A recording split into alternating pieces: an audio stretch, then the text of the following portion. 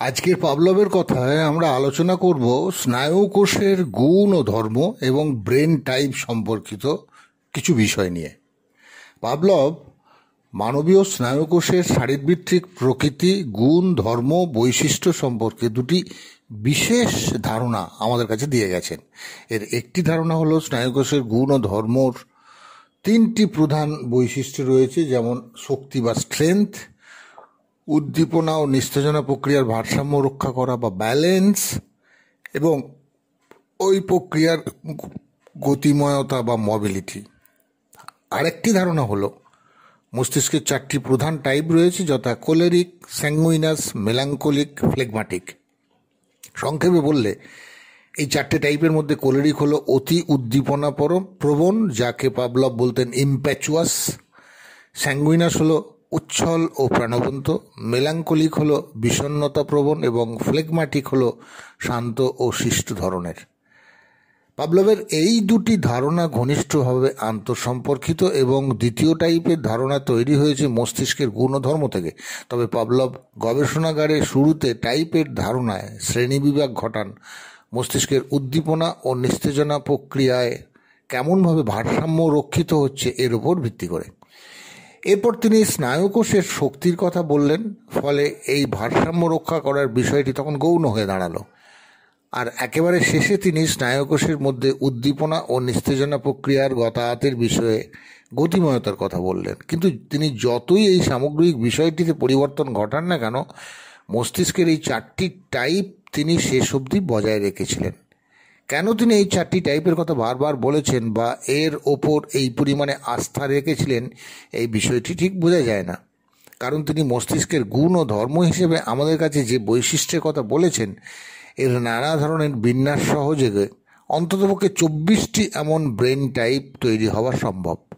যদিও শেষ অবধি পাভলভ ও তার ওই চারটি টাইপের ধারণা বাতিল করেননি।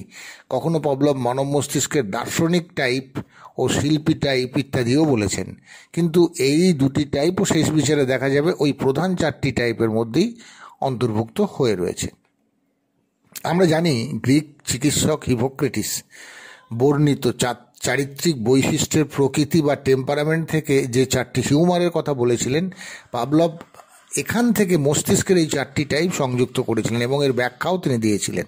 যেহেতু বিষয়গুলি পুরাকালের বা এর শ্রেণীবিভাগে প্রাচীনত্বর চিহ্ন বহন করে, তাই অনেকে একে বর্জনীয় বা বিজ্ঞানসম্মত নয় এমন ধরে নিতে পারেন। যদিও হিপোক্রেটিস এমন ব্রেন টাইপের কথা কোথাও উল্লেখ করেননি। অবশ্য হিপোক্রেটিস নামক এক বিখ্যাত ব্যক্তি এমন টেম্পারামেন্টের কথা বলেছেন, তাই এসব প্রামাণ্য এমন ধারণা করা কখনো উচিত নয়। সমস্যা হলো পাভলভের মৃত্যুর পর এই চারটি টাইপ শেষ পর্যন্ত প্রাধান্য পায়, কিন্তু মস্তিষ্কের বিশেষ বৈশিষ্ট্য, গুণ ও ধর্মের বিষয়ে পাভলভ যে কথা বলে গেছেন তা তেমন গুরুত্ব দেওয়া হয় না। অথচ শারীরবৃত্তিক আবিষ্কারের দিক থেকে মস্তিষ্কের গুণ, ধর্ম ও বৈশিষ্ট্য পাভলভের অন্যতম শ্রেষ্ঠ আবিষ্কার এমনই ধরে নেওয়া যেতে পারে।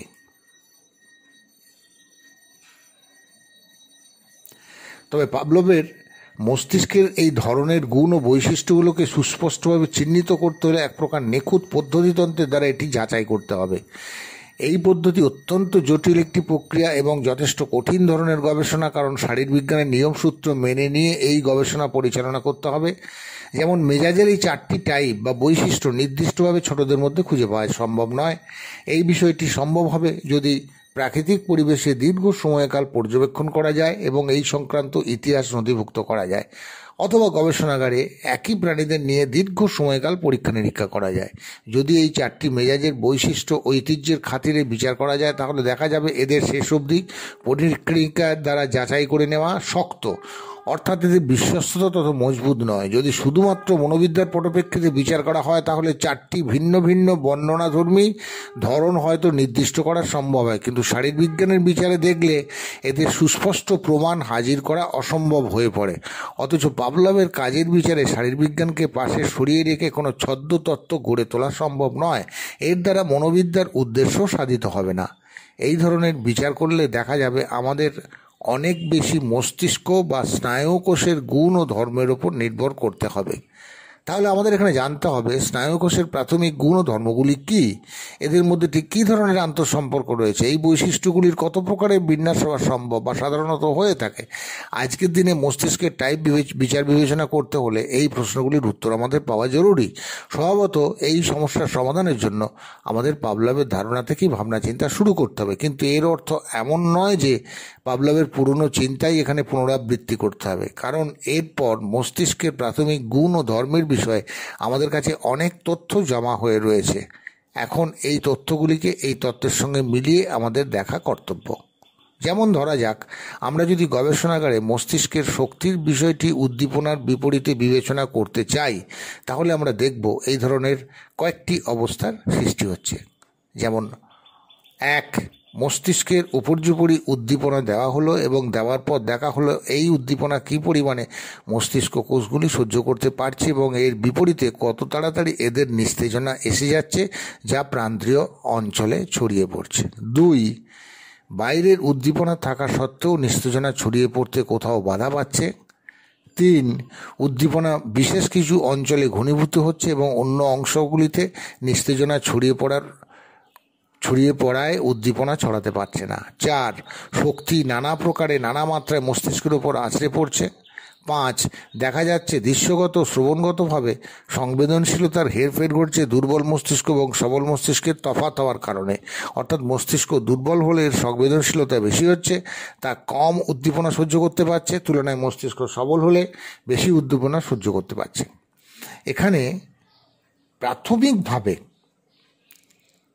যে বিষয়টি স্নায়ুকোষের শক্তি বা ক্ষমতার মধ্যে আসবে তা হলো কী পরিমাণ উদ্দীপনা স্নায়ুকোষটি সহ্য করতে পারে, যাতে তার কোনো প্রকারের প্রান্তীয় নিস্তেজনা তৈরি হয় না।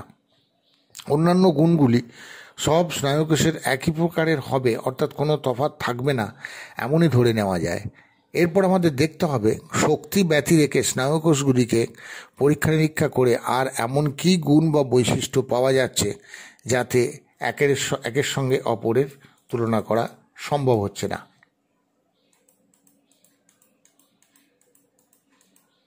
পরীক্ষা নিরীক্ষায় আরও একটি গুণ বা বৈশিষ্ট্য দেখা যাচ্ছে, যাকে আমরা বলতে পারি উদ্দীপনা ও নিস্তেজনা প্রক্রিয়ার ভারসাম্য রক্ষা করার ক্ষমতা।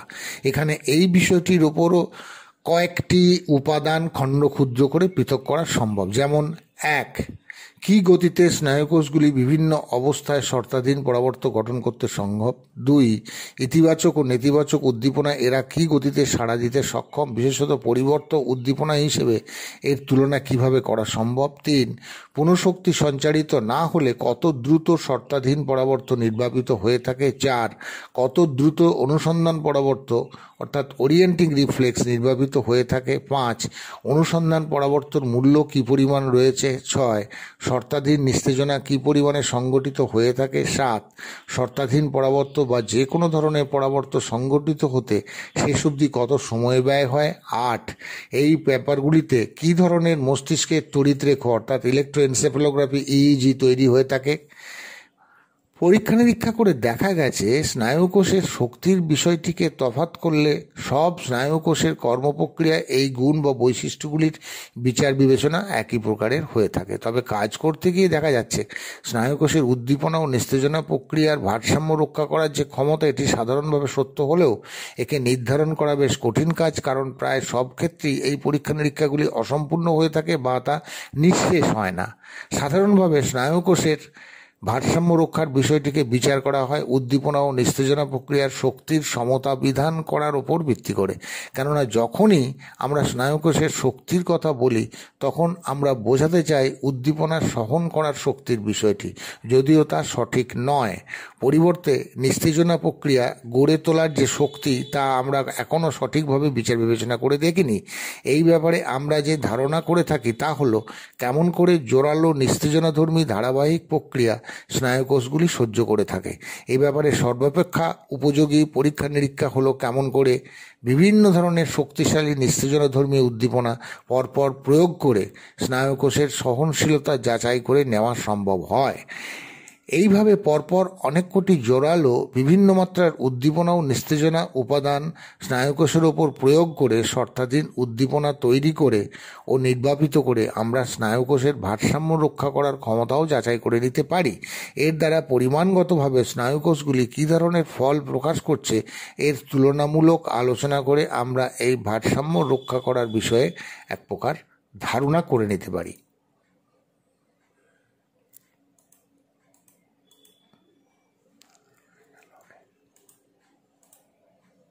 পূর্বেই এই ধরনের ভারসাম্য রক্ষা করার বিষয়ে আমরা একটু অন্য রকমের পরীক্ষা নিরীক্ষা করতে অভ্যস্ত ছিলাম। এর মধ্যে প্রধান ছিল স্নায়ুকোষগুলি কত দ্রুত বিভিন্ন প্রকারের শর্তাধীন পরাবর্ত গঠন করতে সক্ষম হয়। পরবর্তীকালে দেখা গেছে শুধুমাত্র এই পরীক্ষা নিরীক্ষার মাধ্যমে উদ্দীপনার সাপেক্ষে স্নায়ুকোষগুলির শক্তি কী পরিমাণে রয়েছে তা সম্পূর্ণভাবে সঠিকভাবে জানা সম্ভব নয়, কারণ বিভিন্ন ধরনের উদ্দীপনা স্নায়ুকোষগুলির ওপর বিভিন্ন গতিতে শর্তাধীন উদ্দীপনা গড়ে তুলতে পারে।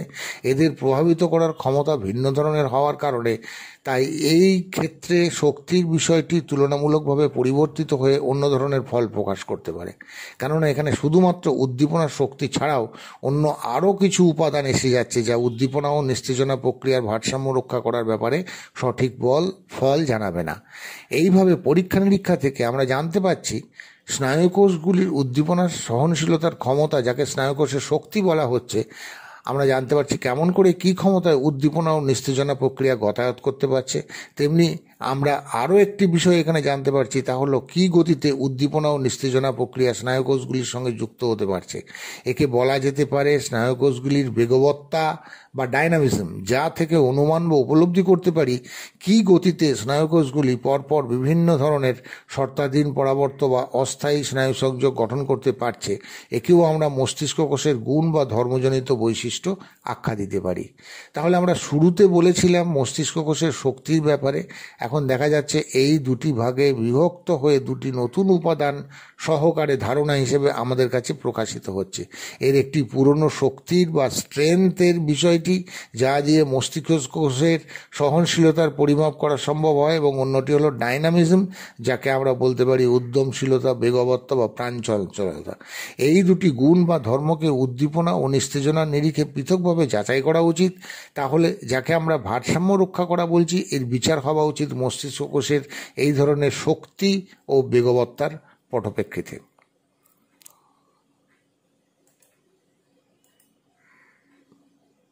পাভলভ মস্তিষ্ক কোষের তৃতীয় যে গুণটির কথা বলেছেন তা হলো গতিময়তা।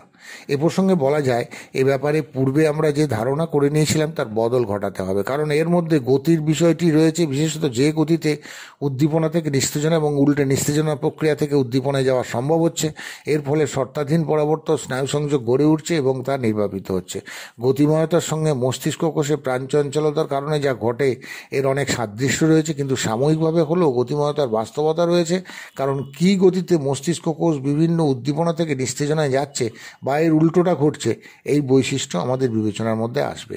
এই বিচারের মাপকাঠি দিয়ে প্রাণীদের ওপর অসংখ্য পরীক্ষা নিরীক্ষা করা হয়েছে, তুলনায় মানুষের ওপর তেমন কিছু হয়নি। কার্যক্ষেত্রে শারীরবিজ্ঞানীরা এসব ক্ষেত্রে গতিময়তা বা মোবিলিটি শব্দটি বেশি ব্যবহার করে থাকেন। কার্যক্ষেত্রে পরীক্ষা নিরীক্ষায় দেখা যাচ্ছে গতিময়তা থাকলেও মস্তিষ্ক কোষের উপযুক্ত ভারসাম্য রক্ষা হতেও পারে, আবার নাও হতে পারে। তাই আমাদের জোর দিতে হবে যে শুধুমাত্র গতিময়তার মাপকাঠি দিয়ে আমরা প্রাণচঞ্চলতা বা বেগবত্তার ব্যাখ্যা করতে পারছি না। এটা করতে হলে গতিময়তা সম্পর্কে আরও অনেক পরীক্ষা নিরীক্ষা প্রয়োজন। পরবর্তীকালে পরীক্ষা নিরীক্ষায় মস্তিষ্ক কোষের আরও একটি গুণ বা ধর্ম আবিষ্কৃত হয়েছে, যাকে বলা যেতে পারে অস্থিরতা বা ল্যাবিলিটি। এই বৈশিষ্ট্যকে এইভাবে ব্যাখ্যা করা যেতে পারে, যে গতিতে মস্তিষ্ক কোষ অস্থায়ী স্নায়ুসংযোগ গড়ে তুলছে এবং দ্রুত নির্বাপিত হচ্ছে। এই বিষয়টিও গতিময়তার বিচারের মাপকাঠি দিয়ে যোগসূত্র ঘটানো যায় না বা মেলানো যায় না, কারণ সাধারণভাবে ইতিবাচক উদ্দীপনা গড়ে ওঠা এবং নির্বাপিত হওয়ার বিষয়টিকে সামনে রেখে এই গতিময়তা বিচার করা হয়ে থাকে। নতুন পদ্ধতি দিয়ে আপাতভাবে দেখার চেষ্টা হচ্ছে কী গতিতে এই ধরনের স্নায়ু সংযোগ গড়ে উঠছে এবং তা একই সঙ্গে নির্বাপিত হচ্ছে। এইসব আলোচনা থেকে বোঝা যাচ্ছে এই বিষয়টি সম্পর্কে যা ভাবা হয়েছিল বিষয়টি তার থেকে আরও অনেক জটিল। তবে এইভাবে আমাদের অনুসন্ধান জারি রাখতে হবে। এখানে এই বিষয়গুলি পরিমাপ করার জন্য গবেষণায় আমরা কিছু নতুন যন্ত্রপাতি সাহায্য পাচ্ছি, যেমন ইইজি, স্কিন গ্যালভানিক মেশিন, ইলেকট্রোমায়োগ্রাফি ইত্যাদি। কিন্তু কোনো যন্ত্রপাতি দিয়েই নিখুঁত বা নিশ্চিতভাবে মানব মস্তিষ্কের নিস্তেজনা প্রকৃতির শক্তির মাপযোগ করা সম্ভব হয়নি। পরীক্ষা নিরীক্ষায় দেখা যাচ্ছে দুর্বল সংবেদনশীল মস্তিষ্ক এবং সবল অসংবেদনশীল মস্তিষ্ক একই শব্দ উদ্দীপনার তীব্রতায় প্রায় একই মাত্রায় সাড়া দিচ্ছে। অর্থাৎ এদের ক্ষেত্রে দেখা যাচ্ছে উচ্চতম সহনশীলতার মাত্রা এবং নিম্নতম শ্রবণজাত সংবেদনশীলতার মাত্রা দুটি গ্রুপের ক্ষেত্রে একই প্রকারের এমনই বিবেচিত হচ্ছে। তাহলে এই একটি দুর্বল ধরনের মস্তিষ্ককে কোনো কাজের নয় এমন ভাবার কোনো কারণ নেই। পরিবর্তে বলা যায় অনেক অল্প সহনশীল মাত্রায় এই ধরনের মস্তিষ্ক কোষগুলি সাড়া দেওয়ার জন্য উপযোগী। তাহলে দুর্বল ধরনের মস্তিষ্ক এবং অতি সংবেদনশীল মস্তিষ্কগুলি বাইরের পরিবেশে অভিযোজন করা বা মানিয়ে নেবার জন্য ওই পরিমাণে উপযুক্ত নয়। এমন কথা বলার পূর্বে আমাদের বিবেচনা করতে হবে আমরা সঠিক সিদ্ধান্ত করছি কিনা। এমন হতেই পারে যে তারা তাদের মতো উপায় খুঁজে বার করে এই ধরনের অভিযোজন করে থাকবে। প্রাণচঞ্চলতা উদ্দীপনজাত হতে পারে, আবার নিস্তেজনাজাতও হতে পারে। এখানে সমগ্র বিষয়টি নির্ভর করছে কোন পরিবেশ পরিস্থিতির মধ্যে এই প্রাণচঞ্চলতার অভিযোজন ঘটছে। এই সমস্ত ক্ষেত্রে শর্তাধীন পরাবর্তন অভ্যাস অনুযায়ী উদ্দীপনা ও নিস্তেজনা প্রক্রিয়া এক প্রকার চমৎকার ভারসাম্য রক্ষা করতে দেখা যাচ্ছে। এবার আমরা নিস্তেজনা প্রক্রিয়ার সমস্যা প্রসঙ্গে কিছু কথা বলেই পর্ব শেষ করব। মস্তিষ্কের টাইপ বিচারের ক্ষেত্রে নিস্তেজনা প্রক্রিয়ার দুটি সুস্পষ্ট দিক রয়েছে। এর একটি হলো নিস্তেজনার পটপ্রেক্ষিতে মস্তিষ্ক কোষের শক্তির বিষয়টি মূল্যায়নের মধ্যে নিয়ে আসা, এবং দ্বিতীয় বিষয়টি হলো কি গতিতে অর্থাৎ কর্মপ্রক্রিয়াগত দিক থেকে মস্তিষ্ক কোষ নির্বাপিত হচ্ছে এই বিষয়টির এক প্রকার পরিমাপ করা। এখানে প্রথম কাজটি করা অত্যন্ত কঠিন, কারণ কেমন করে মানুষের মস্তিষ্ক কোষ নিস্তেজিত হচ্ছে, বিশেষত নিস্তেজনার ক্ষেত্রে এর সহনশীলতা উপলব্ধি করে মূল্যায়ন করা প্রায় অসম্ভব বলে এর শক্তিও অনুধাবন করা সম্ভব নয়।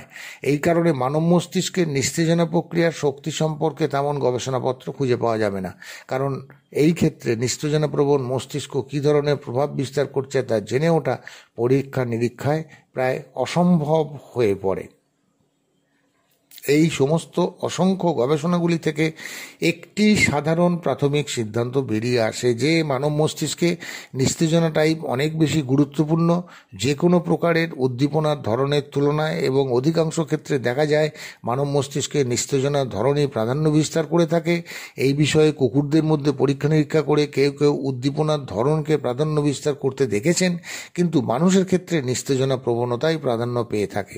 শর্তাধীন পরাবর্ত গঠনের ক্ষেত্রেও এই একই কথা সত্য প্রমাণিত হয়ে থাকে।